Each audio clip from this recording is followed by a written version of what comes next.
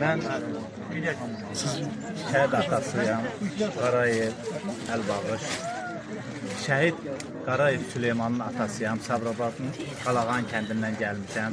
Mənim balam Süleyman Ağdamda şəhid olub. Yəni Ağdamın, Ağdabədinin Qivamətdin kəndi, bir də ki Ağdamın kəndində, yəni Postsoğlar şəhid olub. Yəni mən bu günləri qismət olub bura gəlmişik. Bu tədbirə baxıram mən. Vaxt olub biz bunun həsrəti ilə yaşamışıq. İllərlə həsrəti ilə yaşamışıq ki, Allah görəsən biz bu günü görə biləcəyimi? Biz Allaha şükürlər olsun. Biz elə qəhrəman oğullar verdik, şəhidlər verdik. Allaha şükürlər olsun ki, biz torpağımızı geri qaytardıq. Mən oğlum şəxsən 7 oktyabrda şəhid oldu. Mən dəfn mərasimində mən dedim ki, başımız sağ olsun, vətən sağ olsun. Biz öz payımızı verdik. Allah'tan arzu edirik ki, şəhidlərimizin qanı yerdə qalmasın. Yəni 7 oktyabrda vəziyyət eləyib ki, o vaxtı heç nə bilmirdi, heç nə deyə bilmirdi ki, görəsən nətər olacaq. Biz ola bilsin ki, o vaxt elə fikirləşirdik ki, bəlkə qalan torpaqlarımızı da itirə bilərdi. Yəni elə düşüncələr, biz bilmirdik vəziyyətimiz necə olacaq.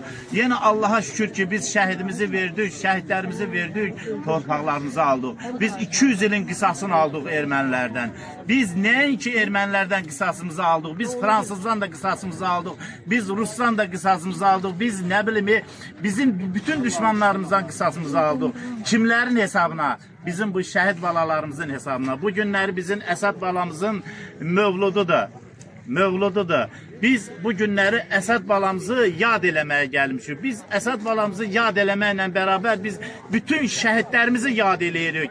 Nəinki 44 günlük müharibədə şəhid olan şəhidlərimizi, biz 1-ci Qarabağ müharibəsində şəhid olan şəhidlərimizi yad eləyirik.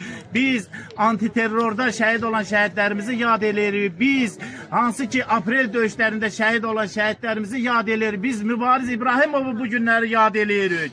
Biz bu günləri vaxt var idi, biz başı aşağı nətər deyimsə, biz elə yaşayırdıq ki, biz xəzələtlə yaşayırdıq. Şəxsən mən özüm, mən xəzələt çəkib yaşayırdım və şəxsən mən bu söz deyilirdi ki, mən fəxr eləyirəm, Azərbaycanlıyam. Şəxsən mən o sözü eşidəndə başımı aşağı tikirdim. Yəni o sözə mən elə ki, qıcığım gəlirdi ki, nətər mən fəxr eləyim, Azərbaycanlıyam, mənim torpaqlarım işğal altındadır. Mən bu günləri ancaq mən elə oğul itirmişəm ki, yəni qiyməti olmayan bir oğul, yəni qalsaydı bir nazir olardı, yəni prezident olardı, elə bir qabiliyyətli oğul itirmişəm, ancaq bu günləri mən təəssüf eləmirəm. Biz bu günləri qəhrəman oğulların hesabına qəhrəman bir xalqın nümayəndəsiyik. Mən həmişə demişəm, kim ki 2020-ci ilin noyabr ayını yaşayıb, biz həmən nəsil qəhrəman bir xalqın, xoşbəxt bir xalqın nümayəndəsidir. Həmən günü görüb, o qədər bizim insanlarımız nakam getdi, arzularla getdi.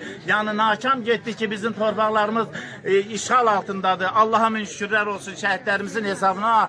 Biz bu günləri bu torpaqlardayıq, hansı ki vaxt var idi, biz arzu eləyirdik. Allah'a min şükür.